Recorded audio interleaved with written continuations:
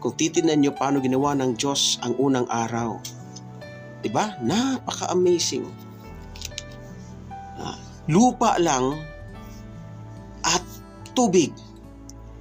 In fact, ang pinakauna na walang lupa, tubig lang talaga yan.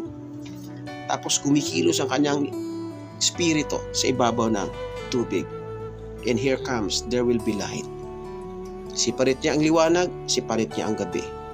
At yun ang pinakaunang araw, ginawa niya, tinawag na gabi.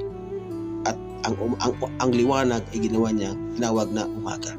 Kaya eto ngayon, hanggang sa ngayon, tinatamasa pa rin natin, hanggang sa ngayon, diba, nai-enjoy pa rin natin itong ginawa ng Diyos years ago, itong araw, umaga at itong gabi na to. Anong oras sa mga yon? 3:00. Maya-maya konti, may umaga na naman. Ano nga ba ang meron sa gabi at meron sa umaga? Tanong ko sa inyo. Basic. Ano nga bang meron sa gabi? Diba? Basically, pag sa gabi, namamahinga tayo. Tama? I-compare mo ang tulog mo sa gabi at araw. Diba kakaiba?